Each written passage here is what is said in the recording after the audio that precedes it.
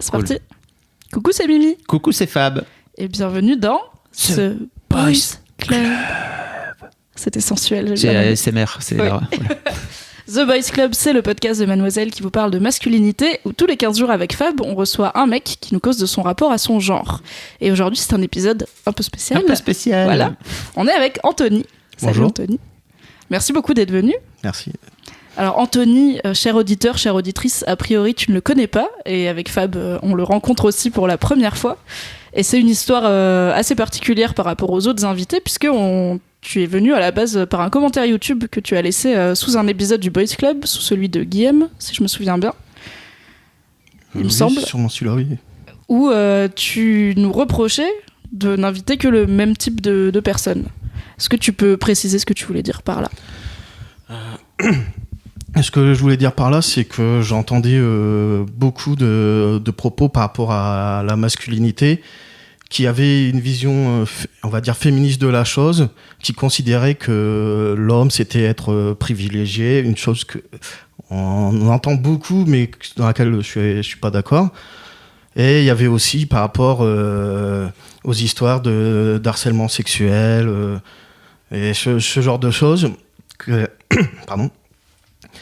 Et que généralement on parle toujours seulement des cas des femmes victimes, on présente toujours l'affaire comme étant sous cet ordre-là. Par rapport à vos invités, j'avais vraiment l'impression, voilà, que c'est une chose qui se passe à sens unique, que ce qui ne correspond pas à mon expérience de vie.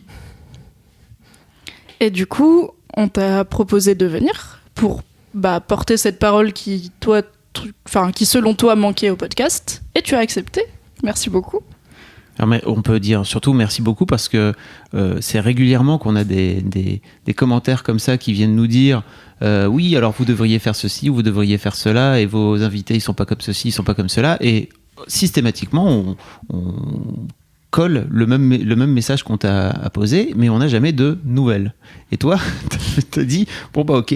En gros, ton message suivant c'était bon maintenant que j'ai dit que je gueulais, il va falloir que j'assume et que j'y aille quoi. Donc merci beaucoup d'être venu nous parler, parce que c'est hyper important, je pense, que tu viennes raconter ton histoire et pourquoi tu penses que nos invités ne représentent pas une vision de la masculinité, à ton sens en tout cas. Et nous, on n'est pas du tout à se dire que c'est nos invités précédents qui ont raison et que toi t'as tort, tu vois, surtout pas. Au contraire, on veut montrer toutes les formes d'histoire qu'il peut y avoir, et la tienne vaut tout autant que celle des autres, quoi. Donc merci beaucoup. De rien. On va commencer par la première question. Tu t'y attends ? Ça veut dire quoi pour toi, Anthony, être un homme ? C'est une question assez compliquée. Je vais commencer par pas me faire d'amis. Je vais dire savoir une bite. Pour moi, c'est la chose la plus simple. Parce que bon, après, on peut essayer de voir, à dire qu'il y a des comportements particuliers, mais c'est jamais vrai pour tout le monde, même s'il y a des tendances générales. Donc, pour moi, c'est le seul point, pour l'instant, que je trouve que on tombe dans le vrai, quoi. Après. Donc est-ce que c'est un point commun que tu te sens partagé avec tous les précédents invités du Boys Club, au moins là-dessus ? Oui, là, il n'y a pas de Pour problème. l'instant, a là-dessus. priori, ils avaient tous un pénis. Et qu'est-ce que tu voulais dire ? Du coup, tu mentionnes que le premier point de désaccord que tu avais avec les précédents invités que tu as mentionné, c'est le fait que pour eux, l'homme est en position de supériorité par rapport aux femmes, et que toi, tu n'es pas d'accord avec ça. Oui. Qu'est-ce que tu penses, du coup ? C'est quoi ton opinion sur la question ? Alors, mon opinion sur la question, c'est que on fait une grosse erreur en parlant de ça entre une moyenne et les cas individuels de chaque personne. Donc oui, en moyenne, les hommes s'en sortent mieux que les femmes. Là, bien sûr, là-dessus, je conteste pas. Mais pris individuellement, c'est complètement faux. Une moyenne, ça fait pas tout l'éventail des vécus. Et on constate aussi une chose, quand on fait partie de cette grande partie des hommes qui ne sont pas privilégiés, parce qu'au final, les hommes blancs, privilégiés, tout ça, c'est qu'une petite partie des hommes qui sont bien au-dessus, mais la plupart, c'est pas du tout le cas. Et on voit quand on commence à toucher un peu aux basses classes sociales, on constate un effet pervers de la chose, c'est qu'à tout le temps être considéré comme étant privilégié, on se retrouve avec des contre-coups. On se retrouve que dans tout ce qui est association d'aide, on est, par exemple, quand on commence à avoir des problèmes de logement, des problèmes sociaux, on va dire, on n'est pas prioritaire parce qu'il y a des personnes qu'on considère comme étant plus en difficulté par rapport à leur sexe, par rapport à leurs origines. Et ça crée une rupture, en fait, je trouve, qui est par rapport à beaucoup de monde qui gueule comme moi, qui sont un peu plus moins gauchistes que moi, on va dire. Un peu moins gauchiste ou un peu plus gauchiste. Je suis perdu. Disons que oui, je sais que je représente une minorité dans une minorité où quand on commence à gueuler contre le féminisme, tout ça, en général, ça s'accorde avec un discours d'extrême droite. Et quand ça s'accorde avec quelqu'un comme moi qui a milité pour extrême gauche, c'est quand même assez rare. Donc, je sais plus où j'en étais. Prends ton temps, il n'y a pas de souci. Il n'y a pas de course et tout. Tu veux boire un verre d'eau, je te sens un peu ému là et tout. Prends le temps de respirer. Oui, ça peut être intimidant en plus, l'exercice du micro et tout. Mais alors, tu vois, je rebondis, qu'est-ce que tu appelles gueuler contre le féminisme ? Parce que, pour moi, en tout cas, le féminisme que je vois, on va dire, un peu institutionnalisé, les associations, etc., elles parlent plutôt des généralités et de faire avancer la cause des femmes en général pour arriver à l'égalité avec les hommes en général. Donc, en fait, il y a plein de cas individuels qui sont pas représentés, je pense, des deux côtés, parmi les femmes aussi. Et du coup, en fait, c'est quoi le féminisme contre lequel tu dis gueuler et comment tu gueules Je sais pas si ma question est claire. Alors, en fait, pour moi, il y a un problème derrière qui est dans l'idéologie même, celle de lutte contre le patriarcat, et qui a tendance à catégoriser, à considérer hommes privilégiés, femmes opprimées, qui, pour moi, il y a plus c'est une surcouche au plus, mais ça ne compte pas. Mais les différences sociales, elles emportent là-dessus. En tant que homme prolétaire, j'ai plus en rapport avec une femme de la même classe sociale que moi qu'un homme qui fait partie des riches. Donc et tu penses que c'est d'abord la lutte des classes qui est prioritaire et que est-ce que tu penses que si un jour on vient à bout de la lutte des classes et du coup, je sais pas, contre le patronat ou la bourgeoisie, on aura résolu les inégalités de genre ? Déjà, je pense que dans les inégalités de genre, il y a deux choses à voir. Hein. C'est une égalité n'est pas forcément une injustice. C'est que, on l'a constaté, par exemple, avec... pour ceux qui veulent faire les études vers certains métiers, on voit que, par exemple, en Scandinavie, qui est un pays beaucoup plus égalitaire que nous, les différences de métiers sont encore plus fortes que chez nous. Donc il y a des tendances entre hommes et femmes, si on prend d'une manière générale, évidemment dans les cas particuliers on peut pas voir, mais il y a quand même des tendances à aller vers certaines choses qui créent derrière des inégalités obligatoirement. Et ça ne fait pas forcément une injustice. Et après il y a un problème justement. Ce qu'on voit, c'est que on les voit qu'en tant qu'injustice, et en tant que féministe, il y a une tendance à ne voir que par rapport au point de départ des femmes. Et donc, tout ce qui est dans l'autre sens, tout ce qui peut, c'est ignoré. Et donc, c'est comme ça qu'on se retrouve avec des mouvements MRA. C'est parce que... C'est les activistes pour les droits des hommes, les men's rights activistes. Oui. C'est l'équivalent de ce qu'on appelle en France les masculinistes. J'aime pas le terme de masculiniste. En tout cas, c'est le nom qu'on leur donne, et d'ailleurs qui se donnent eux, non, je pense. Je sais pas, on a tendance à préférer sans le in en plus, donc masculiste. Ok. Parce que en fait, masculiniste, ça c'est construit d'après masculinité. Et c'est pas pour la masculinité qu'on se bat, c'est pour une histoire de droits des hommes, comme le féminisme se bat pour les droits des femmes.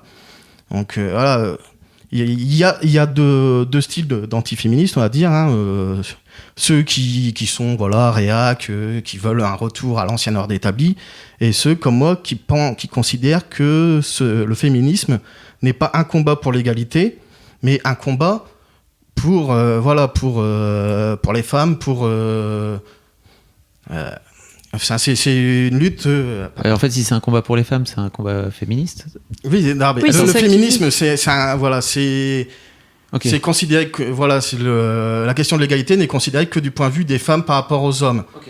Donc voilà, et pour moi, il y a des manquements dedans. Et en voyant que d'après ce spectre-là, on oublie plein de considérations. Mais du coup, pourquoi est-ce que le masculisme serait antiféministe et pas simplement compatible avec, tu vois, pourquoi est-ce que ce serait pas deux combats, par exemple, se battre pour alors on en parlera, tu l'as évoqué, on en parlera plus en détail plus tard, se battre pour la reconnaissance des hommes victimes de violences sexuelles, c'est pas anti se battre pour la reconnaissance des femmes victimes de violences sexuelles, ça peut être des choses qui avancent ensemble dans la même direction finalement. Pourquoi est-ce que ça doit être forcément de l'antiféminisme? C'est ça que je comprends. En fait, je vois pas l'antiféminisme dans tes propos. L'antiféminisme dedans, c'est que là, je vais commencer à devoir parler de mon vécu, que beaucoup d'autres qui se disent MRA, que j'ai pu discuter avec eux, ont eu des expériences à peu près similaires. C'est donc la première fois où j'ai commencé à essayer de parler des agressions sexuelles que j'avais vécues auprès de féministes.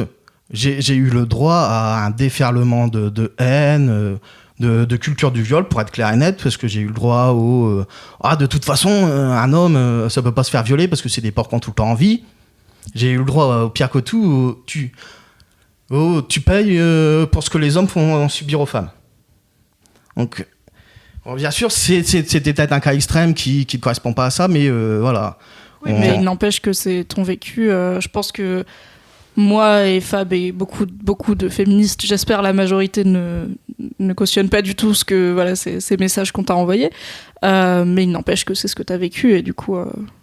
Et t'as entendu ça dans des assos, c'est ça? Ou dans quel cadre exactement t'as entendu ça? Parce que si c'est sur des réseaux sociaux, par exemple, un peu véhéments, comme par exemple Twitter, c'est des discours qui peuvent s'entendre. Est-ce que c'était où exactement? Non, c'était pas sur Twitter, je suis pas fou au point de traîner sur Twitter.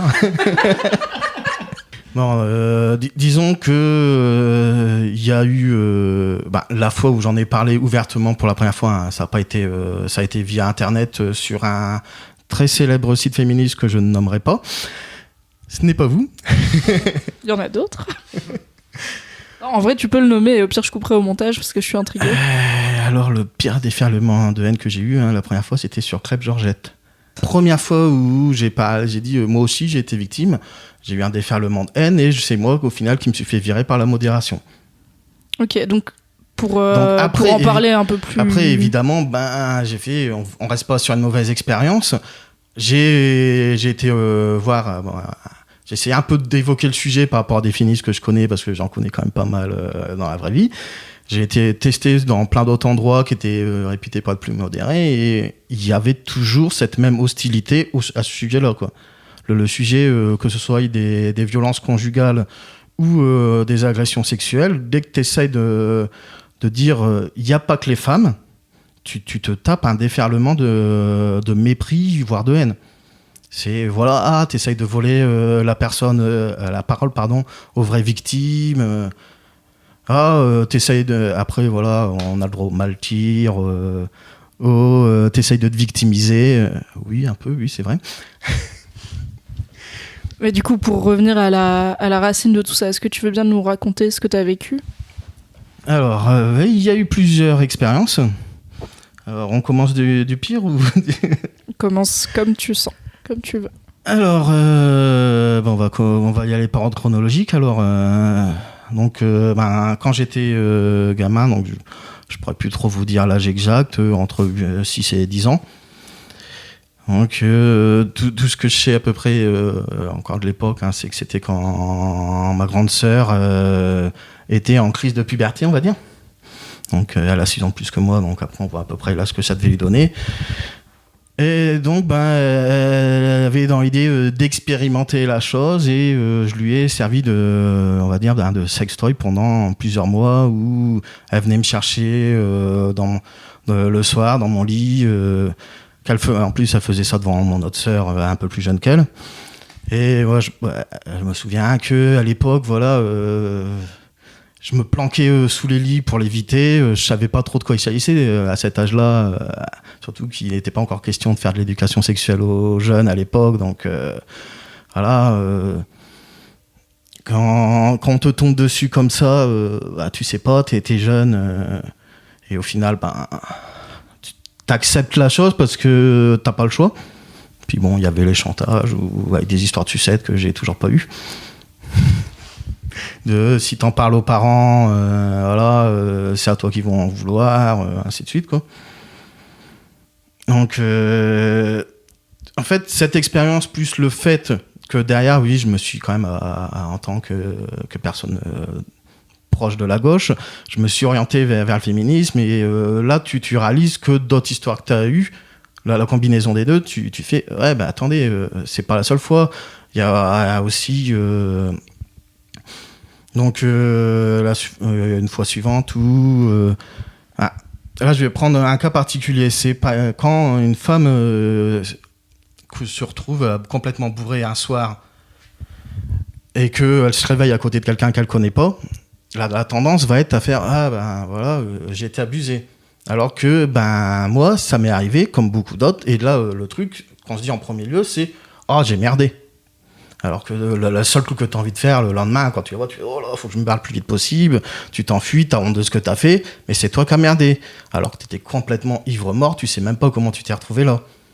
Et donc là, on voit déjà avec cette expérience, on voit déjà qu'avec les histoires des féministes, que tu vois derrière qui font « Ouais, ça c'est un viol, ça c'est un viol ». Quand c'est une femme qui arrive, tu te fais... C'est là que tu commences à réaliser qu'il y a une perception en tant qu'homme des violences sexuelles qui n'est pas la même que les femmes, et elle est grandement due à comment on en parle tout le temps. Donc on en parle tout le temps en tant que l'homme agresseur, la femme victime, et donc le fait que ce soit toi qui sois en position de victime, même si là, bon, je l'étais peut-être pas, hein, j'en ai aucun souvenir, ça fait que tu refuses la chose comme telle. Non, c'est moi qui a fait le con, quoi.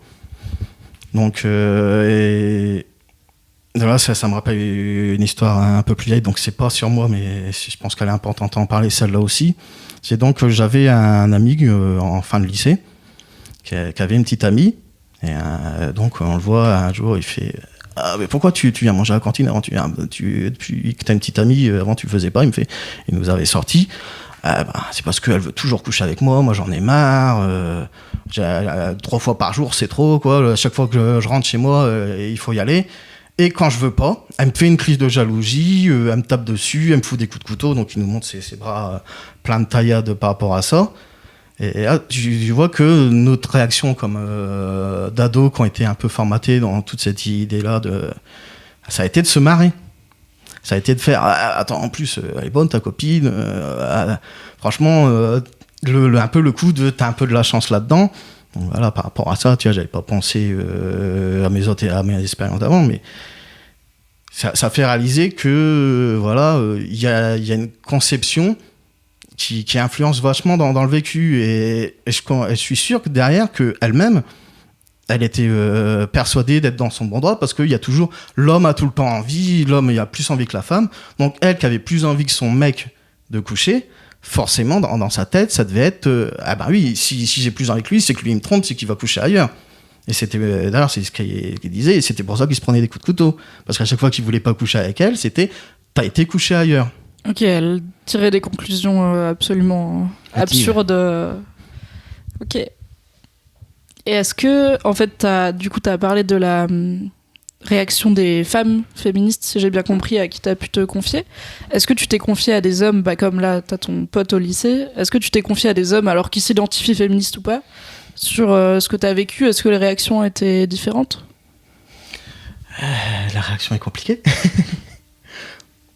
Non, parce que bon, pour l'histoire là que j'ai évoquée, tu couches sans même le savoir, il y a eu des témoins, des potes, voilà, c'était une soirée arrosée, ils ont vu ça. Ils considèrent ça comme une bonne blague, hein. De toute façon, je pense que vous aviez déjà fait passer une vidéo là-dessus, là, le viol c'est rigolo.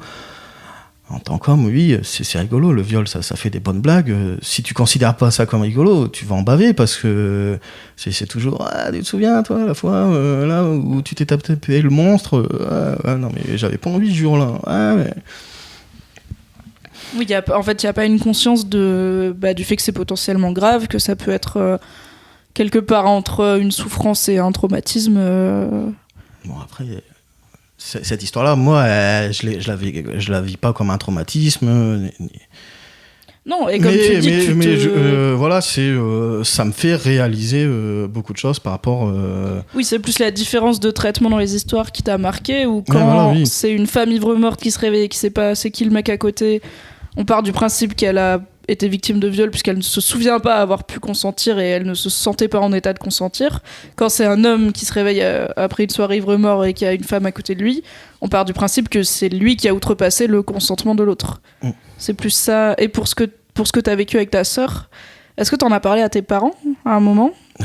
Non. Ils sont toujours pas au courant Non, ils sont pas au courant.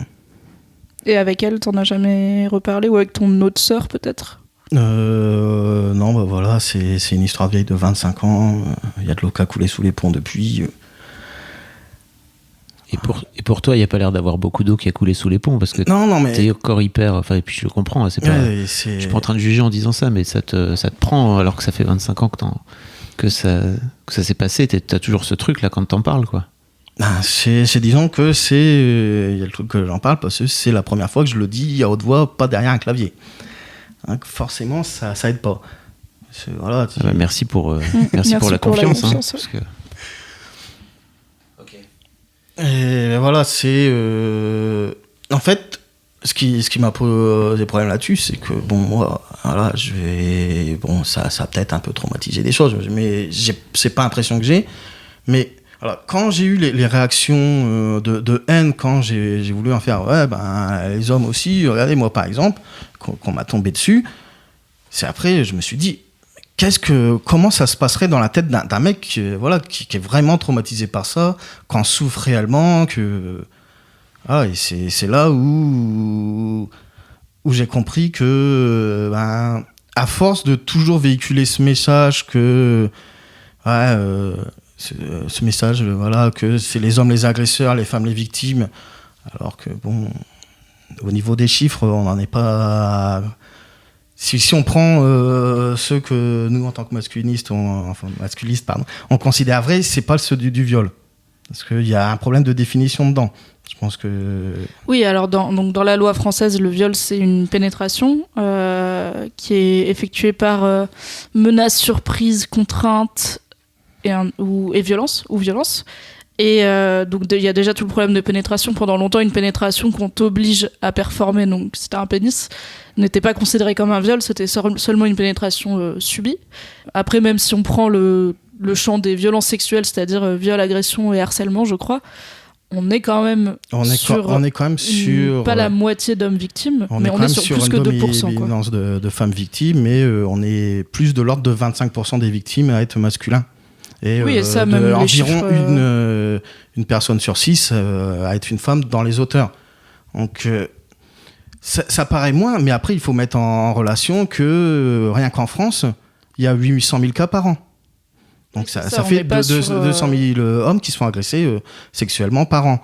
Quand bien même il n'y en aurait que 2, ça vaudrait déjà le coup de permettre à ces 2 d'avoir de l'aide. C'est ça, c'est-à-dire que je pense que d'une manière générale, la libération de la parole autour du viol, alors féminin, puisque effectivement il y a plus de victimes, va aider aussi. Et on voit sur Mademoiselle, on a d'abord commencé par parler de violences sexuelles envers les femmes, pour après assez vite basculer vers... donc on avait parlé de cette fameuse vidéo... Le viol, c'est vraiment hilarant. Le viol, c'est vraiment hilarant, pour amener les gens à se rendre compte aussi. Mais je pense que comme disait Mimi tout à l'heure, les 2 combats sont doivent se faire en parallèle, en fait, et pas forcément l'un contre l'autre, même si c'est pas l'expérience que tu as pu vivre toi, j'en suis désolé. Après, oui, les combats doivent se faire en parallèle, mais il y a un discours de fond contre lequel on doit combattre, qui est dans le discours féministe. Voilà, c'est le fait que la simplification, homme agresseur, femme victime. Et donc il y a beaucoup d'autres cas. Donc moi je m'intéresse surtout aux violences genrées, donc aux violences sexuelles et aux violences conjugales, parce que je vois qu'il y a toujours alors c'est pas forcément une volonté, mais il y a toujours une manière de minimiser les faits quand c'est pas des femmes les victimes. de minimiser les nombres, d'aller toujours d'aller chercher les nombres qui font le plus choc et qui sont forcément ceux où il y a on va chercher le 98% d'hommes dans les violeurs, mais on précise pas que c'est issu d'une étude qui n'a interrogé que des femmes victimes. Donc si on interroge des hommes et des femmes, on passe à 94 ou 95, je sais plus, dans les violeurs, mais avec la définition qui dit que seul le pénétrant est un violeur. La nouvelle définition, elle est que depuis le 6 août, depuis la loi Schiappa. Donc il y a des avancées et je pense que, en fait, oui, comme tu dis, libérer la parole en général autour du viol, ça a commencé beaucoup par des femmes. Sur Mademoiselle, en tout cas, je pense que en expliquant le consentement et en expliquant c'est quoi consentir, il y a plein de gens, hommes comme femmes, qui ont pris du recul sur des expériences passées et qui ont dit ok, donc là en fait soit j'étais trop ivre ou trop, en tout cas pas en maîtrise de moi-même pour consentir, soit en fait j'ai dit non 3 fois et j'ai fini par dire oui, mais peut-être que j'aurais juste dû pouvoir dire non une fois et cool. Plein de choses comme ça. Peut-être que ton pote du lycée, en fait, il voyait ça comme un truc relou, de ma copine me fait chier. Peut-être qu'il le vivait déjà comme une souffrance. Peut-être qu'entre-temps, il a pu lire des articles ou des témoignages qui lui ont fait prendre conscience de la potentielle gravité de ce qu'il a vécu. Le problème, et je pense que c'est ce qui sous-tend, alors sans les excuser, mais pour les expliquer pour des auditeurs et auditrices qui sont peut-être pas très versés dans le mouvement féministe, en fait, je pense que ce que tu as vécu, c'était sous-tendu par l'idée que beaucoup de gens n'évoquent les violences sexuelles faites aux hommes que pour court-circuiter le discours sur celles faites aux femmes. En gros, des gens qui toute la vie vont s'intéresser à aucun sujet contre les violences sexuelles, qui ne militent pas, qui ne sensibilisent pas, etc., qui juste quand on dit les femmes sont victimes de viol, viennent dire oui, mais les hommes aussi, pour un peu détourner l'attention, et du coup ça peut être frustrant parce que c'est un peu ok, mais tu fais quoi dans ta vie pour ces hommes victimes de viol? Rien, donc en fait laisse-nous parler des femmes, tu vois, pour l'instant. Et du coup peut-être que ton message a été lu comme ça, mais c'est complètement con parce que en fait, pour un mec qui te dit, et les hommes aussi, tu peux pas savoir, si tu le connais pas, si c'est juste sur internet ou dans une asso, en tout cas tu connais pas la personne, tu sais pas ce qu'il a vécu, tu sais pas si lui ou des proches sont concernés, tu sais pas si, en fait, peut-être qu'il passe ses journées à parler à des gars sur internet pour soutenir d'autres victimes, donc c'est bête de partir du principe qu'il est là pour faire chier. Surtout que pour le coup, là, tu racontais ton histoire, tu disais que... Oui, mais en fait, oui, il y a le truc où on s'imagine toujours que voilà, c'est pour court-circuiter. Mais il faut prendre aussi en considération quelque chose, c'est que les hommes, ils parlent pas facilement de leur vécu. Et qu'il y a souvent des sous-textes dedans qui sont pas perçus. Quand je suis persuadé, voilà, une fois que j'ai discuté avec beaucoup d'autres qui gueulaient avec moi, Emera, tu vois que derrière on parle pas assez des hommes victimes, il y a souvent... Et il faut prendre ça en considération, c'est que ça arrive souvent quand même que on parle pas assez de moi, de ce que j'ai vécu. J'ai l'impression qu'on renie complètement le fait que voilà, quand un homme est victime, il faut quand même voir que si on prend les chiffres, ça fait il y a beaucoup qui se contredisent, mais on va dire, on est au moins à 1 personne sur 10 chez les hommes qui a vécu au moins une agression sexuelle dans sa vie. Donc quand il y a un discours on parle que des femmes, il faut pas forcément voir ça comme étant une façon de faire les féministes vous faites chier, mais c'est juste il faut y voir une frustration dans le fait que vous êtes qu'on s'aveugle, qu'on invisibilise quand c'est pas des femmes les victimes. Et après il y a aussi par exemple, je vois un autre cas, c'est on voit souvent des hommes, quand on en parle entre nous, arriver en disant un homme ça peut pas se faire violer, s'il bande c'est qu'il a envie. Et après quand tu discutes avec eux, quelquefois tu arrives à remonter sur des cas où ils te racontent un cas particulier où je me souviens, où c'est le mec qui commence, il nous arrive c'est des conneries, une femme ça peut pas violer son mec, s'il bande c'est qu'il a envie. Après il commence à nous raconter que sa femme des fois la nuit quand elle a envie, elle lui grimpe dessus, puis elle l'emmerde, elle l'empêche de dormir jusqu'à ce qu'il veuille bien, qu'il se sent sale le lendemain, mais c'est pas un viol. Et donc voilà, il y a à la fois... Il y a cette vulnérabilité aussi, on a du mal, je pense les mecs d'une manière générale, à venir dire ok, en fait j'ai été vulnérable, et encore plus quand tu es vulnérable face à une femme.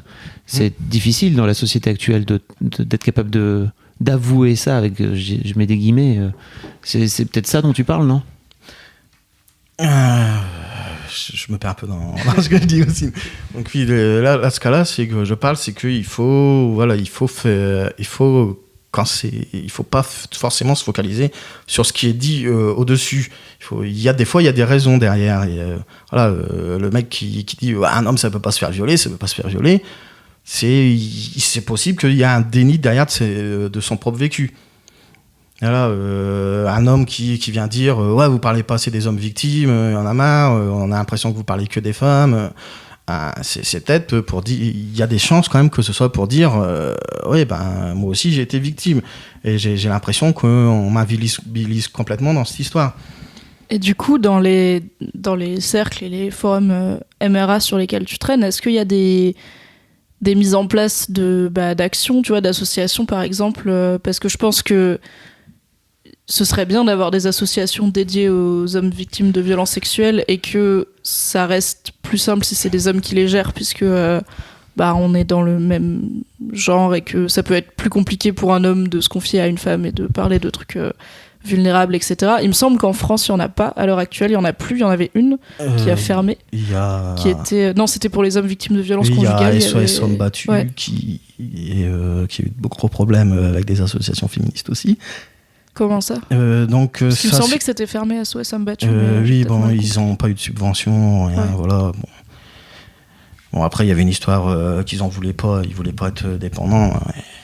Bon, c'est une histoire, c'est donc cette association-là avec le geste. Bon, il faudra que je retrouve le nom exact, je pourrais vous le redire. Donc, ils avaient décidé pendant les semaines de l'égalité homme-femme d'organiser des colloques sur les hommes battus.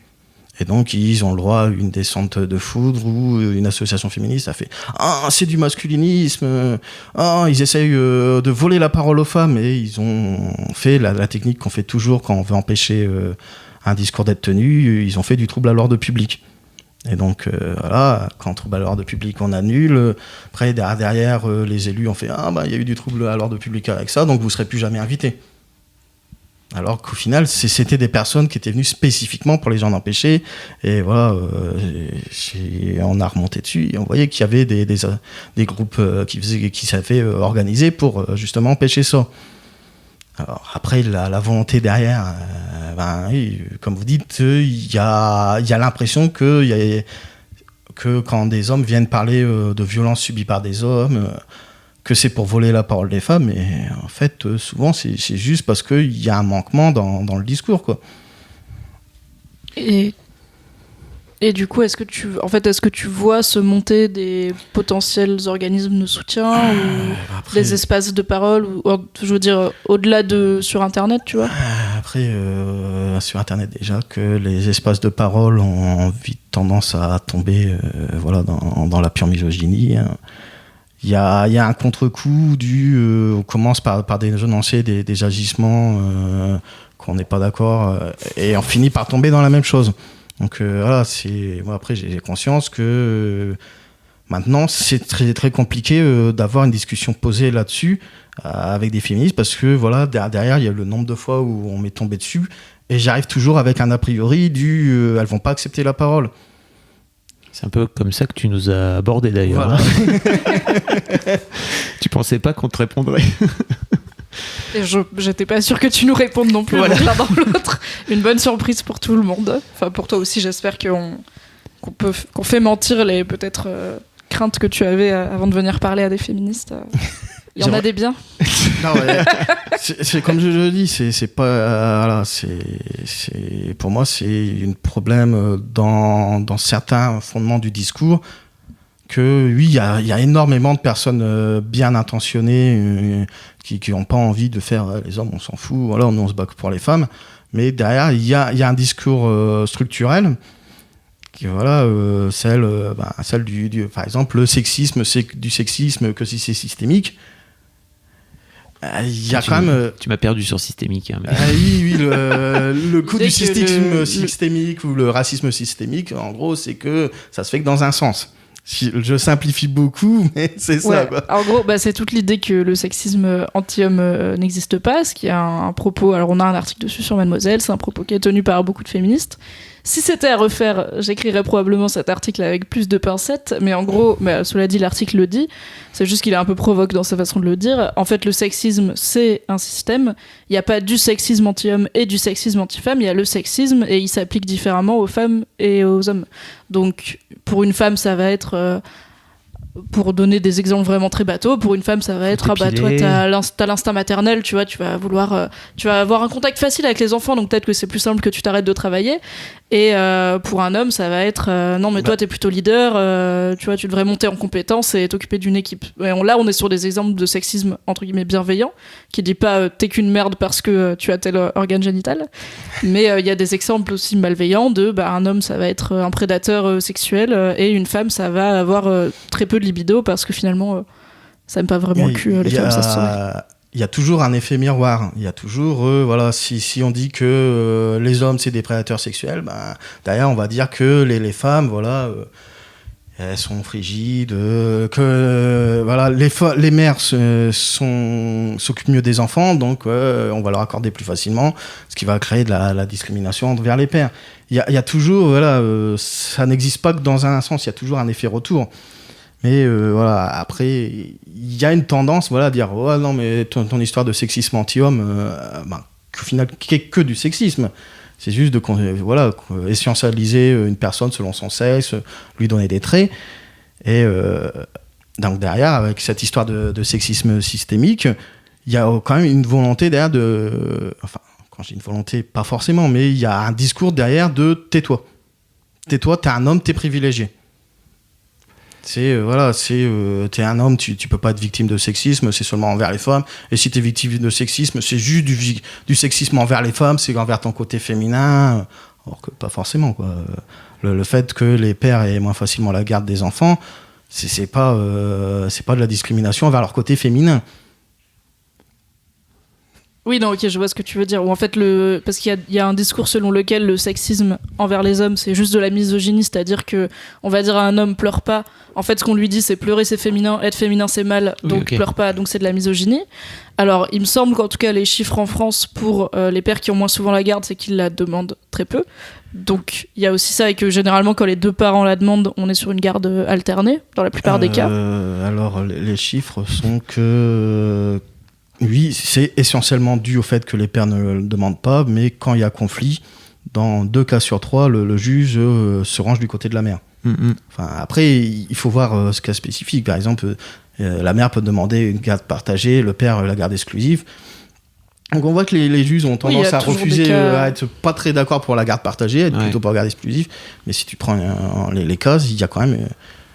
même si c'est que 10% des divorces, il y a quand même un côté où le juge va plutôt facilement se ranger du côté de la mère. On peut remonter à l'œuf ou la poule si tu veux, vois, voilà. C'est-à-dire que pourquoi les pères demandent pas plus, moins, donc on leur accorde moins parce que sociétalement, comme après voilà, il y a un côté où on se met derrière. Beaucoup de pères sont persuadés qu'ils sont de mauvais pères. Parce que c'est un peu dit dans l'histoire que c'est les mères qui savent s'occuper des enfants, les hommes ils sont là pour amener la thune et donc ça joue sur le fait qu'ils demandent moins. Ça joue aussi sur le fait qu'ils demandent moins, c'est que beaucoup sont persuadés que s'ils la demandent ils l'auront pas, et que ça coûte extrêmement cher un divorce. Donc là il y a un côté, il y a de la discrimination donc au niveau des juges, mais il y a tout un modèle qui s'instaure derrière pour que cette discrimination existe. Et pour qu'elle soit renforcée par le fait qu'ils ne demandent pas. J'aimerais bien qu'on parle de toi. Ouais. Oui, je sais, c'est compliqué. C'est marrant parce que tu nous avais prévenu dans un mail c'est très difficile de parler de soi. Oui. Parce que là, ça fait 40 minutes qu'on enregistre. On a quand même on a parlé de plein de choses. On a parlé énormément de toi et justement, merci beaucoup encore pour ta confiance de ces histoires qui t'ont, en tout cas, qui font que t'es l'homme que t'es aujourd'hui en fait. Mais c'est vrai qu'en général ce qu'on aime bien faire aussi dans The Boys Club, c'est parler de d'où te vient d'où te vient ce parcours en fait qui fait qu'à un moment donné tu es devenu l'homme que tu es aujourd'hui. Et ça pour l'instant on n'en a pas beaucoup parlé. Voilà, on a beaucoup parlé du fait que voilà, de mon antiféminisme qui n'est pas réellement un antiféminisme. C'est juste pourquoi tu dis antiféminisme en plus? Parce que tu passes ton temps à gueuler contre des discours tenus par des féministes, donc quelque part c'est de l'antiféminisme, même si dans le fond il y a la même volonté d'égalité, mais le discours... Parce que tu te mets dans le même sac de plein de mecs qui sont... Pour le coup, vraiment réa, qui est vraiment anti-égalité. Quand tu dis ça, mais t'es quand même chez nous en train de discuter, tu vois, il y a plein de mecs qui viendraient pas chez nous en train de discuter. C'est comme je dis, c'est un choix c'est pas un choix, ça s'est imposé. Ça s'est imposé par rapport aux histoires de rejet que j'ai dit. Okay. C'est quand tu vois que ce discours-là, il n'arrive pas à être entendu dans le cadre, ben, tu vas en dehors du cadre et après tu tombes dans la confrontation alors que c'est pas le but au départ. Mais après de fil en aiguille, voilà, c'est plus tu te radicalises, plus ça se radicalise en face et voilà, ça augmente. Mais alors que finalement, quand on se pose autour d'une table pour discuter entre un masculiste et deux féministes, ça se passe bien, car on n'est pas là pour se taper dessus. Et en plus, je pense vraiment qu'à la fin, on a les mêmes buts. Oui. On n'est juste pas d'accord sur comment y arriver, quoi. Et encore, on n'est pas tellement en désaccord. À quoi tu ressemblais quand tu étais petit ? J'étais complexé parce que j'étais petit et maigre, ce qui n'est plus du tout le cas pour maigre. T'es un grand gaillard, quoi. Ouais, je fais un bon poids, ouais. Oui, voilà, j'avais un gros retard de croissance. Donc, quand je suis rentré au collège, je faisais 25 kilos. Donc, ah oui. T'étais une tige, quoi. Ouais. Une brindille. Oui. Et il y avait un souci de santé derrière ou c'était juste ton métabolisme qui était comme ça C'était que je me nourrissais exclusivement de fruits. T'aimais pas le verre, c'est ça non, mais on avait un jardin, il y avait des fruits qui poussaient, je bouffais tout ce qu'il y avait dedans, après j'avais plus faim pour les vrais repas, donc ce qui fait que je grossissais pas. Ok. Et bon, et après, oui, il y a eu des problèmes. T'avais un très bon transit, ceci dit.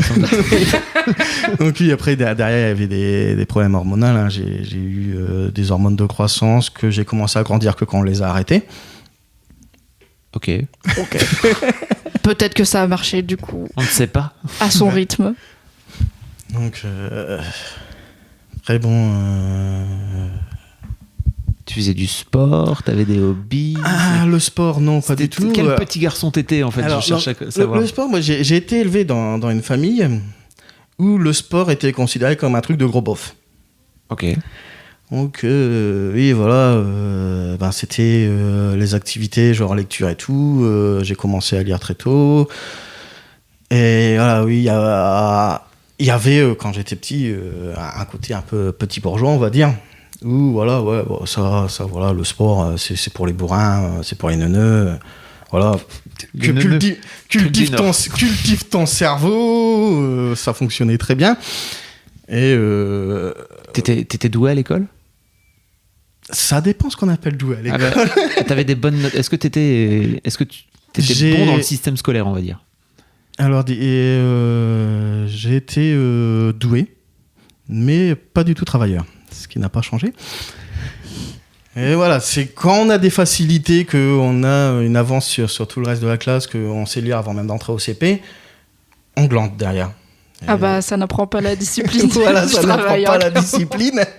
T'es en rythme de croisière tout le long, t'en branles pas une, ça se passe bien. Et voilà, quand tu peux te permettre de pas en branler une, de faire le zoo avant cours et de derrière... que tu dois te battre pour pas être premier de la classe parce qu'être premier de la classe c'est un truc de fille. Toi tu veux pas, voilà, tu veux être deuxième pour pas premier, tu vois, c'est la loose premier.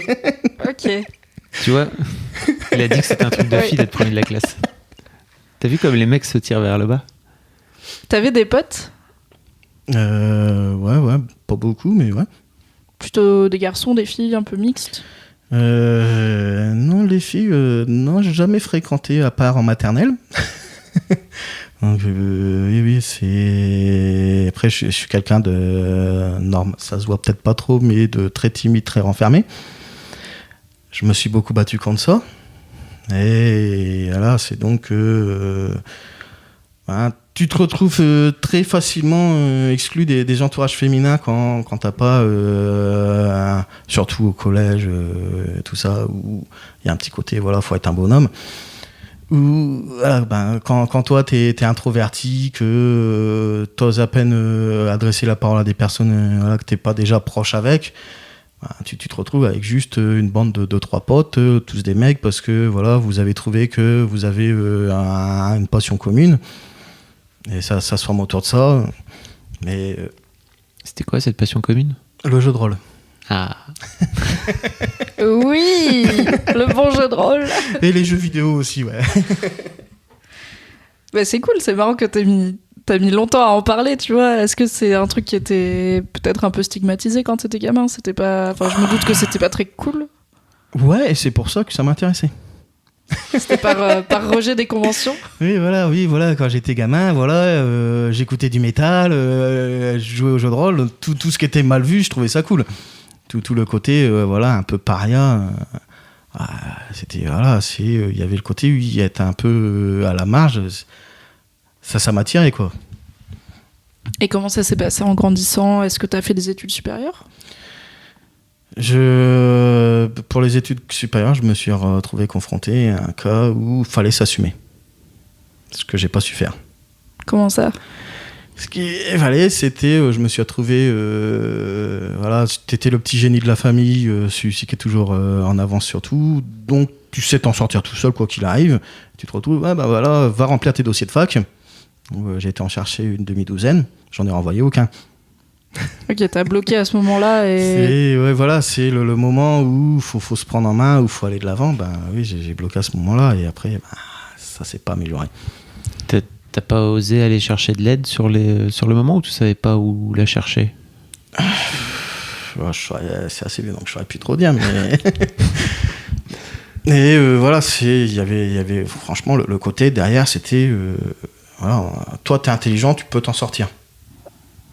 Et je suis peut-être intelligent, mais derrière, oui, j'ai pas très mature, je le suis toujours pas trop. Hein. J'ai pas mal de, on va dire, pas on va le dire jusqu'à dire phobie sociale, mais quand même, voilà. Se mettre en avant, ça a jamais été mon truc. Voilà, aller vers les choses, j'ai eu un côté très passif. Et voilà, le moment où tu dois te débrouiller seul, où voilà, c'est à toi de choisir, t'es grand, tu te retrouves à ne rien choisir. Du coup, est-ce que tu t'es mis à bosser ou t'es resté... Après, il y avait aussi une autre histoire derrière, c'est que voilà, je suis parti d'un milieu petit bourgeois et après il y a eu le chômage de mon père. Et on a dégringolé sur l'échelle sociale. Et c'est là, il y a un moment où même c'est là que j'ai vu un peu la grande différence entre moi et mes sœurs. Et ce qui a un peu fait la différence entre hommes et femmes, c'était le côté, elles, quand elles ont eu ça, c'était oui, il faut... je vais faire assistante sociale pour pas que les autres vivent ça. Moi, dans ma tête, ça c'est non, moi je veux être un gros enfoiré pour pas que moi je revive ça. Et pas que ma famille, si j'en ai une, vive ça. Et bon, j'ai pas trop réussi à être un enfoiré. Ça veut dire quoi un enfoiré pour toi ? Parce que ça veut dire plein de choses, enfoiré. Qu'est-ce que tu veux dire ? C'est celui qui fait un peu la caricature du patron, quoi, du grand patron. Celui qui pense à son intérêt financier, qui exploite les gens. Le côté gauchiste, hein. On se refait pas. Tes parents étaient plutôt de gauche aussi, j'imagine. Ouais. Plutôt de gauche. Ça dépend du départ. Ils étaient petits bourgeois quand même. Petits bourgeois, oui, oui, très, très à gauche au départ. Maintenant, c'est plus trop le cas. Hein. Bizarrement, on est plus à gauche quand on a un niveau de vie correct que quand on est tout au fond là. Il y a un peu une tendance à jalouser. Donc, ce qui fait que ça part sur les Arabes, ils ont tous les trucs, nous on n'a rien. Ils sont plutôt en train de virer à droite, c'est ça que tu es en train de dire ? Virer extrême droite, ouais. Extrême droite. Mais bon, c'est tragique après, ce chemin. C'est un chemin voilà, qui... C'est la défaite de l'extrême gauche. Bon, après, on peut rentrer dans le... Parlons de la défaite de l'extrême gauche, c'est le sujet de ce podcast. Mais en fait, j'aurais aimé... Parce que tu disais, tu aurais aimé être ton objectif c'était d'être un enfoiré comme tu dis, donc j'imagine de monter ta boîte, de créer ton entreprise, etc. C'est un truc que tu as tenté de faire, c'est ça ou... Non, parce que voilà, je suis... On est toujours sur le truc du CP en fainéant, c'est ça? Ouais, ça a commencé au CP à me partir dans la mauvaise direction. C'était quel genre d'homme, enfin c'est quel genre d'homme ton père? C'était quel genre de père quand t'étais petit? C'était... c'est un peu compliqué de parler de mon père. Alors, à chaque fois que je dis que c'est compliqué, on a l'impression qu'il y a des problèmes de mésentente, mais alors pas du tout. C'est juste que dans ma famille, c'était ma mère qui dirigeait. Donc c'était elle, le chef de famille. Mon père était soumis. Il se faisait même accessoirement taper dessus. Et voilà, après le divorce, il est parti vivre loin et j'ai coupé les ponts avec. Mais c'est pas une histoire il n'y a pas d'histoire de conflit derrière, c'est juste l'éloignement géographique qu'a fait, quoi. T'avais quel âge quand ils ont divorcé, tes parents? Ça correspondait plus ou moins à l'entrée au collège. Ok. Ouais, donc 10-11 ans par là. Ouais. Et t'as jamais repris contact avec ton père? Si, des fois il essaie de reprendre contact avec moi, mais bon, après... Disons que il y a derrière, il y a... Comment dire... je ne saurais plus quoi lui dire. Voilà, si je vais en contact avec... Pour moi, même s'il y a aucun conflit avec, pour moi, c'est devenu un étranger, quoi. Mais voilà... Vraiment, je tiens à insister, il n'y a pas de conflit sous-jacent, il n'y a pas de abandon du père. Non, c'est juste que on n'a jamais été non plus vu que c'était pas le chef de famille, c'était lui qui était obéissé. Il y a pas eu non plus de liens forts qui se sont faits avec. Alors que, par exemple, il y a des liens très conflictuels avec ma mère. Mais... Tu veux en parler? C'est quoi les embrouilles avec ta mère? C'est quoi les bails?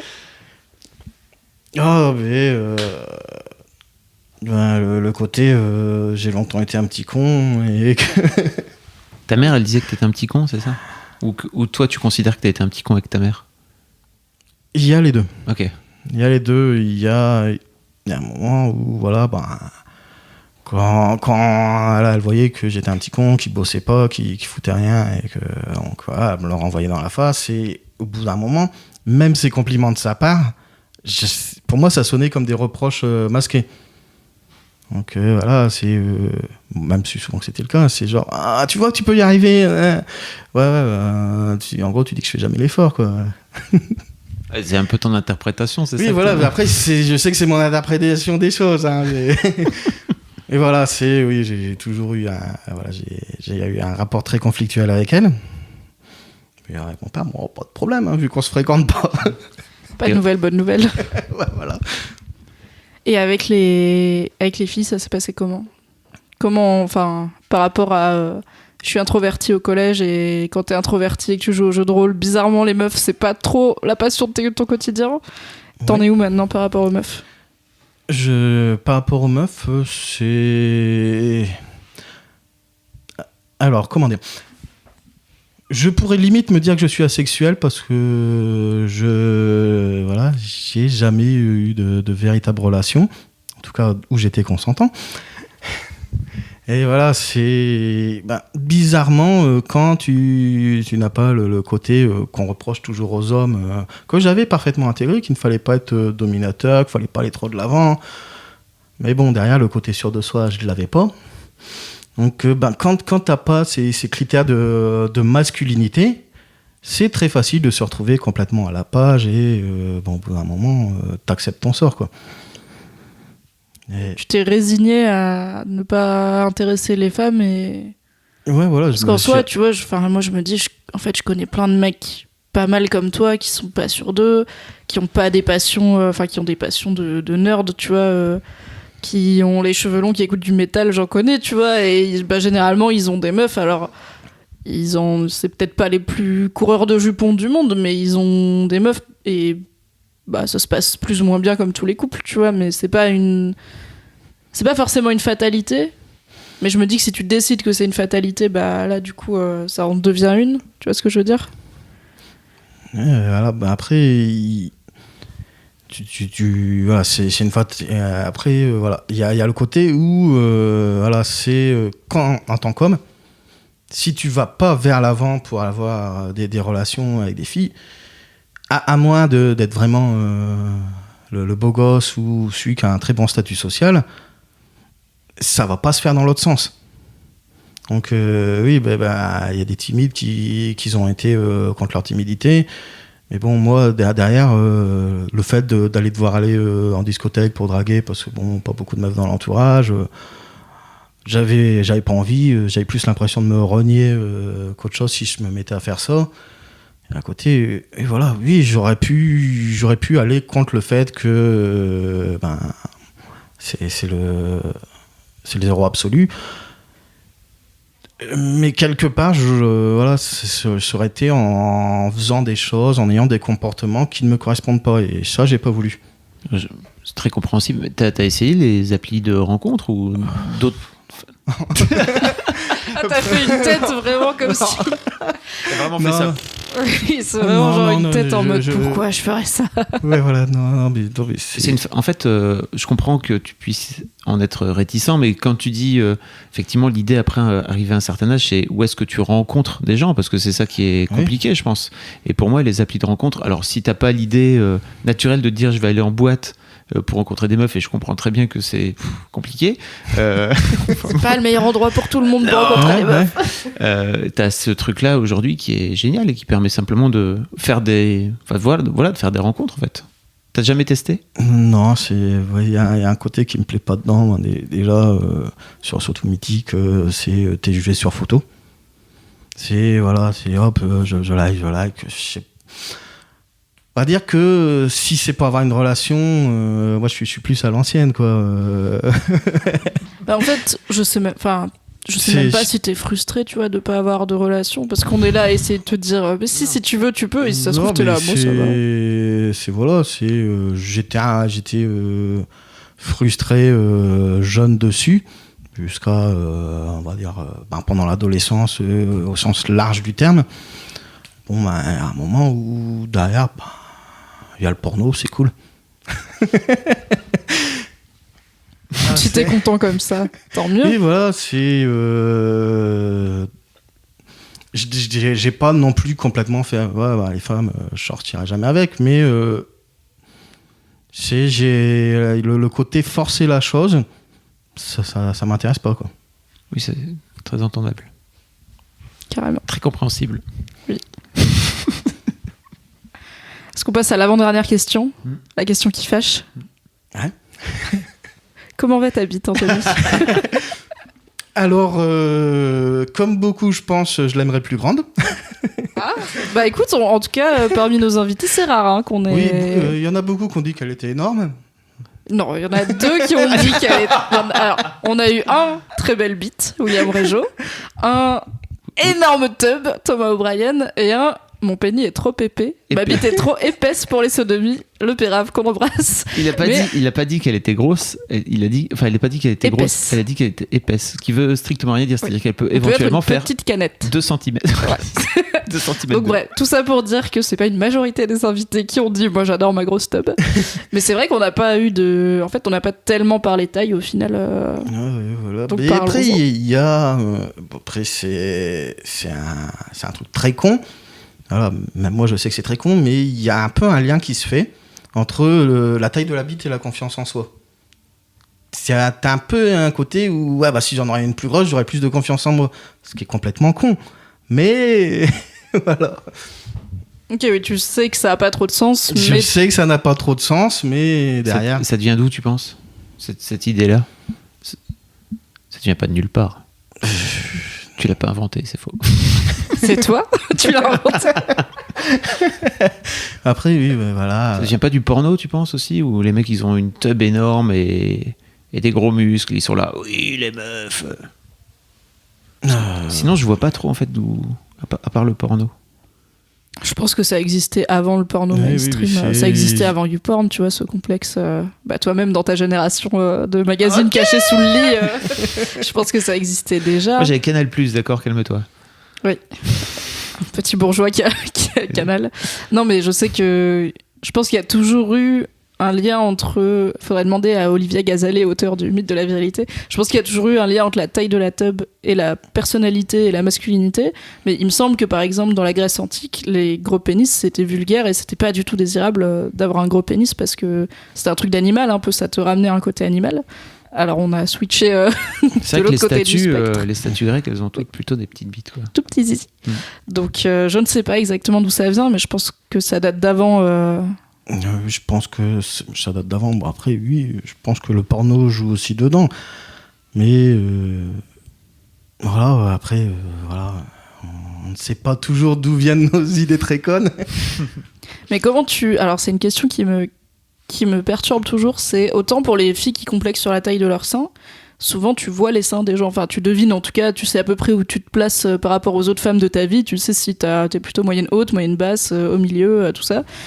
Comment tu fais quand t'es un mec hétéro pour savoir où se place ta bite dans la moyenne, enfin à part aller regarder taille moyenne de la bite en France et mesurer, tu vois, parce que à part le porno, j'imagine que t'en vois pas si souvent des tubs... Non. En érection en plus, hein, parce que... Oui, il y a au repos et en érection, ce qui parfois n'a rien à voir. Grosse surprise. Donc c'est marrant que ça... Je me demande où est-ce que tu places... Il faudrait qu'elle soit plus grande dans ta tête, tu vois. Alors que si ça se trouve, t'es dans la moyenne haute et tu le sais pas. Il me regarde désespéré. Fab, aide-moi. Je ne saurais pas quoi répondre à ça. Je pense même pas que c'est une question de moyenne, c'est une question de... Tu te dis que si t'avais 5 cm de plus de bite, je sais pas, tu te dirais, ok, en fait, j'aurais une confiance en moi qui me permettrait de pouvoir aller aborder des filles ou... Tu crois ? Ouais, je pense qu'il y a un peu de ça, mais on va dire que ça fait partie des choses qui sont intégrées tellement tôt dès l'adolescence que voilà. Après toutes les expressions sur le fait à poser ses couilles sur la table, en avoir une grosse, ça joue sur le fait que tu te dis que c'est quand même bien une plus grande, quoi. Et oui. Après, je pense que le fait que ce soit lié avec le problème de confiance en soi, ceux qui n'ont pas de problème de confiance en soi, ils vont pas lier ça ensemble. Mais voilà, il y a le côté où la confiance en soi, ça fait partie des attributs virils. Et donc, tu ramènes ça à ce qui est de plus viril de façon primaire. Après, c'est bizarre parce que c'est vraiment un truc sur lequel t'as pas de possibilité de l'augmenter, quoi, sauf d'acheter un truc sur internet, une pompe à bite là. Enlarge your penis. Mais ceci... En vrai, il y a des opérations, mais c'est compliqué et c'est pas. C'est de la triche, quoi. Ce que je voulais dire, c'est que t'aurais très bien pu te dire, ok, en fait, je vais me mettre à la muscu, ou enfin, tu vois, il y a des mecs qui font ça en fait pour. C'est du travail aussi. C'est du travail. On en revient à une notion d'effort. Non, puis après, je pense qu'il y a aussi le côté où, voilà, justement parce que c'est une chose qu'on contrôle pas, c'est plus facile de rejeter la faute dessus. T'es fort, mec. Il est fort. J'ai une autre avant-dernière question, car je suis comme ça. J'ai oublié de te demander tout à l'heure, j'y ai pensé. Oui, tout à l'heure en te disant, tu vois pas souvent de bite dans ta vie. Je sais pas pourquoi ça m'y a fait penser. Est-ce que t'as du coup. T'as toujours une bande de potes, t'as quelques potes plutôt mecs, si j'ai bien compris, à l'heure actuelle. T'en as toujours. Est-ce que tu penses que vous avez des relations cool ? Parce qu'il y a plusieurs invités qui nous ont dit qu'en vrai, avec leurs potes, c'était pas toujours le royaume de la bienveillance et tout. Et du coup, je me demande si tu penses que c'est chouette avec tes potes. Dans l'ensemble, oui. Il y a certaines histoires que, oui, alors la masturbation entre potes, j'ai fait aussi. Ok. Oui, heureusement que j'ai demandé. Chacun regardait dans une direction différente et c'était le premier qu'on voyait qui avait gagné. Ah ouais, ok. Alors que c'est bizarre vraiment. Ça n'arrêtera jamais de me fasciner. Le côté performance à tout Ce prix. concours de course, alors que l'objectif normalement est de faire en sorte de rester le plus longtemps possible. Mais bon. Généralement, une fois que tu commences ta vie sexuelle, être le premier à jouir, c'est pas forcément valorisant, mais quand c'est entre mecs hétéros, car ce n'est pas gay. Oui, voilà. Quand c'est entre mecs hétéros, il y a le côté tiens, je me suis donné plus à fond que toi, j'ai été plus rapide, je suis plus performant. Moi, je juge pas. Et donc t'es toujours pote avec les potes de tes branlettes entre potes ou c'est d'autres potes? Oui, bon, c'était en fait en particulier un pote, toujours pote avec. Oui, j'ai toujours les mêmes potes que depuis le collège-lycée. Ok. Et bon, il y en a quelques-uns qui se sont intégrés par au-dessus, potes de potes, après. Mais... Donc. Et ouais, justement, vous êtes sympa entre vous? T'as la sensation que c'est un groupe où vous prenez un peu soin de vous au sein du groupe?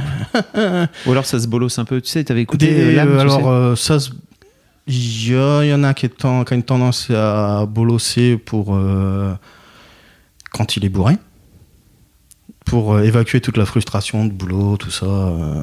Il devient super chiant. Et sinon, non, il n'y a pas le côté bolossage, mais le côté bienveillant non plus. Voilà, c'est... Il y a le côté on s'envoie des vannes à la gueule tout le temps, quoi. Vous parlez pas entre vous de vos prises de tête Je sais que beaucoup, alors étrangement, je ne sais pas pourquoi moi je n'en parle jamais, mais beaucoup de monde m'en parle. Ah. Je sais pas, alors que voilà, j'ai rien à leur dire. C'est le mec qui me raconte tous les problèmes de sa vie. T'es derrière, oui, c'est compliqué, mais bon. Il y a rien à s'arrêter. Je sais pas pourquoi. Beaucoup de monde me trouve comme étant un bon confident, alors que. Peut-être que ça vaudrait le coup de demander au prochain qui te fait le coup de genre l'écouter poliment et tout, et à la fin de dire juste une question, pourquoi? Qu'est-ce qui fait que t'es venu me le raconter à moi, tu vois, sans lui dire pourquoi t'es venu me faire chier avec tes histoires, t'aurais pu aller faire chier quelqu'un d'autre. Mais ça pourrait être intéressant de comprendre ce qui fait que c'est toi qui apparemment est une bonne oreille. Alors peut-être que t'es, voilà, comme tu dis, t'es un peu timide, t'es un peu discret, donc ils se disent lui c'est pas une grande gueule, il doit savoir écouter. Je ne sais pas. Je ne sais pas ce que ça peut être, mais c'est intéressant. Je pense que c'est ça qui joue le plus, quoi. C'est le côté. Voilà, c'est. Bon, évidemment, les confiés du genre, il y a toujours histoire d'alcool ou de drogue derrière. Et bon, c'est. Beaucoup de monde j'ai l'impression que beaucoup de monde me considère comme étant une oreille à l'écoute. Alors, peut-être parce que derrière, j'évite beaucoup les jugements ou j'essaie de donner des conseils parce que bon, en tant qu'homme, c'est ce que il y a toujours oui, mais si tu me parles de tes problèmes, dis-moi ce que je peux faire. Voilà, c'est le côté où juste écouter, moi, je trouve ça, c'est pas, mais ça, c'est. Je trouve que ça sert un peu à rien, quoi. Ça fait du bien ça peut faire du bien à la personne qui balance, mais toi, tu sers à rien dans l'histoire, quoi. Comment tu disais tout à l'heure que tu avais commencé par être féministe avant de devenir, comme tu te décris, anti-féministe. Comment t'en es venu à devenir féministe?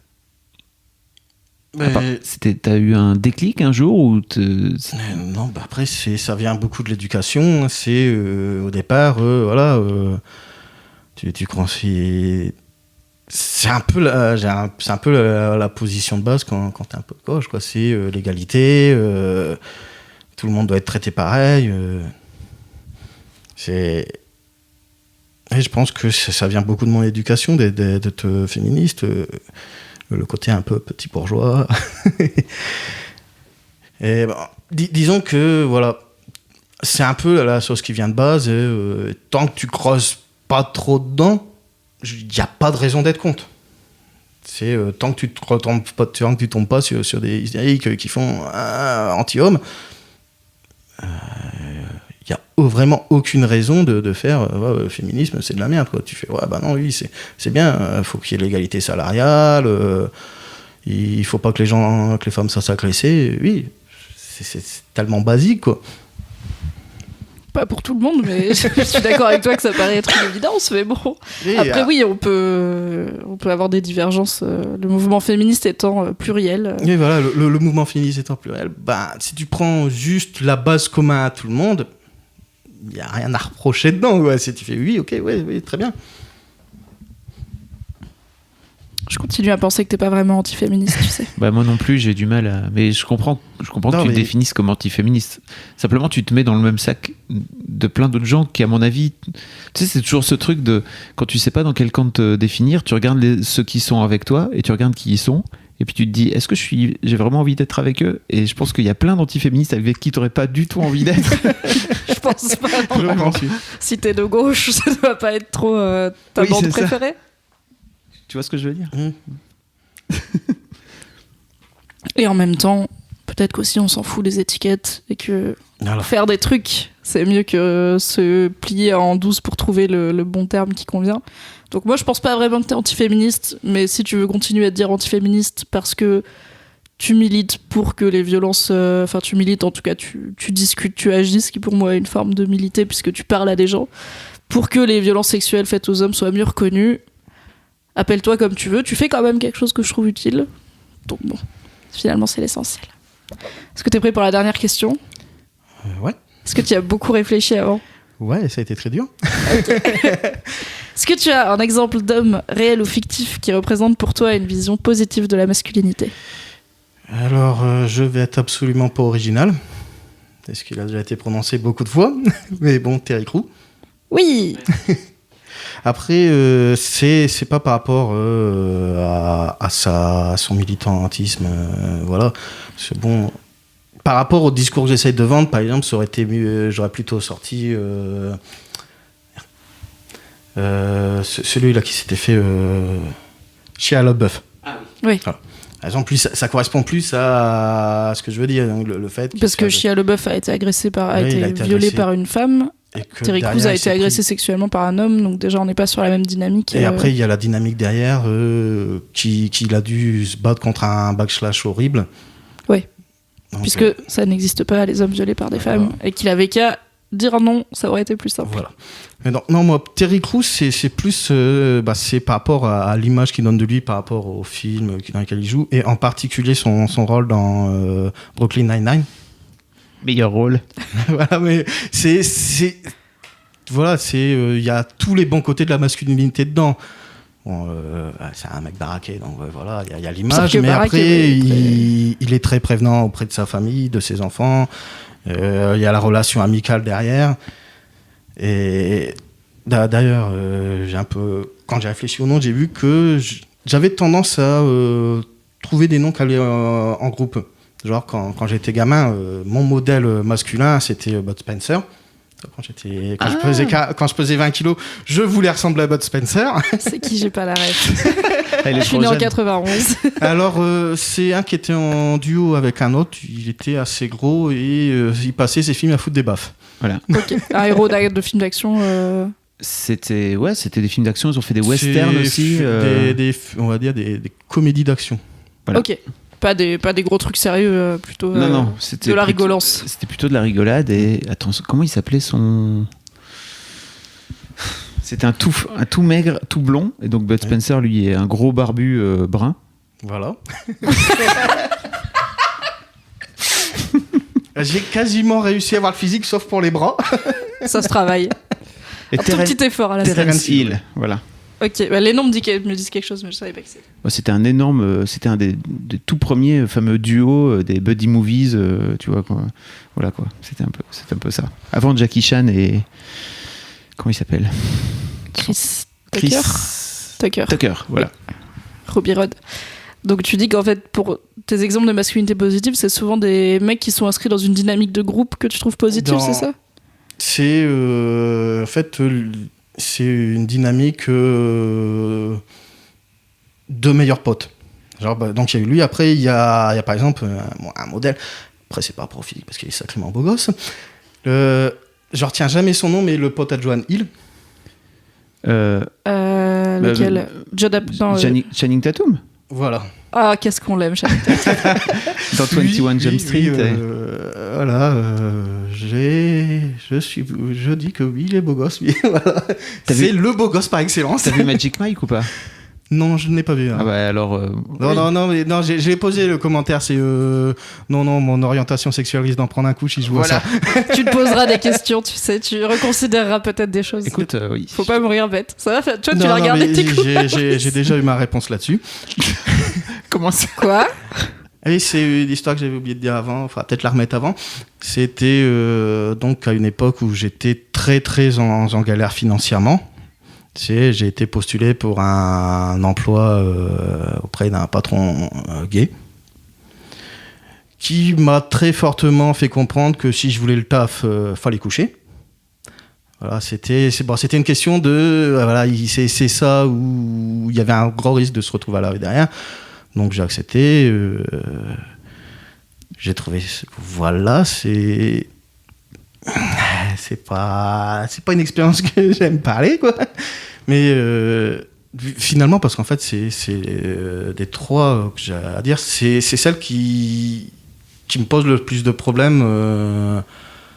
Voilà, c'est ça le côté, c'était voilà, j'ai bien constaté que c'était pas mon orientation sexuelle, et derrière il y a aussi le côté où là c'était vraiment un rapport de domination. C'était vraiment voilà, tu t'es renié pour un taf qu'au final t'as pas eu, donc je me suis bien fait enculer aux deux sens du terme. Et voilà. Mais mec, on était en train de parler de Bud Spencer et tout. Il nous fait une Benjamin Nevers là, qui nous cale à un quart d'heure de la fin. Oui, et puis bon, j'ai fait de la tentative de suicide et tout, en mode ça va passer comme ça. Ouais, voilà. Donc revenons, voilà. Et c'est. Attends, on peut pas revenir tout de suite sur Channing Tatum, ok, on va prendre 2 secondes. Ok, désolé que ça te soit arrivé bah oui. déjà. Ouais. Et du coup, est-ce que quand tu parles de cette expérience aussi, les retours sont les mêmes que quand tu parles de ce que tu as... J'en ai jamais parlé. Et voilà, celle-là, c'est vraiment le côté... voilà. Les deux autres, je peux pas me sentir responsable de ce qui m'est arrivé. Bon, les faits d'être bourré et tout, à la rigueur. Mais là, hein, c'est le côté où... tu te sens fautif de ce que tu as fait. Plus, voilà, c'est... petit Roland d'homophobie derrière, hein. Mais voilà, c'est la seule dans laquelle je repense à faire « Ah non, ça, j'aurais pas dû faire, quoi. » Ouais, mais en même temps, tu le dis toi-même, il était en position de domination, donc c'est pas comme si t'avais fait un choix éclairé.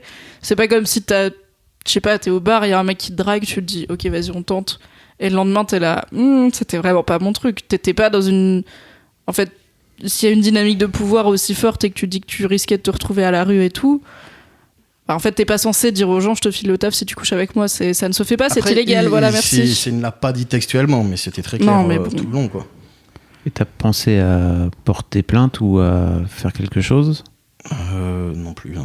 Ok. Et donc ça, t'en parles pas sur les cercles MRA non plus? Non. Ok. Bah merci de nous l'avoir confié. Bah oui. Du coup. Heureusement qu'on est arrivé à Channing Tatum. Heureusement qu'il y a Channing Tatum. Donc on en était au beau gosse Channing Tatum. On en était au fait que oui, t'aimes bien les... J'ai l'impression que pour toi, ce qui fait la masculinité positive, c'est en partie des relations masculines positives, des relations d'homme à homme qui sont positives et bienveillantes, quoi. Oui. Après, il y a aussi quand j'ai dû réfléchir à la question, j'ai réalisé à quel point c'est difficile d'assimiler masculinité et positif. Après, voilà, il y a quand même un côté, voilà, c'est quand tu es habitué au discours, le côté voilà, dominateur de la masculinité oppressif, t'as du mal à trouver des modèles positifs derrière, à faire ouais non ça devrait plus ressembler à ça et voilà. C'est donc, bien pour ça qu'on pose la question à chaque épisode et c'est pour ça que c'est aussi dur de trouver la réponse, je pense, pour plein d'invités, c'est que c'est pas un truc auquel on réfléchit et qui est très mis en avant, quoi. Ouais. Les façons positives de vivre sa masculinité. Bon, après il y a le côté où quand tu dis masculinité tu penses surtout côté extérieur, parce que voilà, les 3 exemples que je donnais, il y a le physique qui joue beaucoup. Et je ne sais pas si c'est pareil pour tout le monde, mais c'est très difficile d'associer le terme masculinité à quelque chose qui n'est pas physique. Tu veux dire d'associer le terme de masculinité plutôt à de l'émotionnel, c'est ça, ou à du... C'est à ça que tu penses ? Ouais, voilà. Ou à de l'intelligence ou... Quand tu dis masculinité, c'est un peu comme j'ai l'impression comme quand tu dis féminité, c'est un très fort côté apparence. C'est voilà, c'est être un homme, avoir du muscle, être beau. Oui, c'est vrai que quand tu penses féminité, tu penses pas forcément Josiane Balasco, pourtant c'est une femme brillante et de talent. Tu vas plus penser à des Brigitte Bardot à l'époque ou des corps comme ça, donc je comprends que si tu penses masculinité positive, t'as plus un Channing Tatum qu'un Jonah Hill, tu vois, spontanément, qui arrive. Même s'il me semble que Jonah Hill a fondu, donc peut-être qu'il va se muscler. Oh, c'est dommage.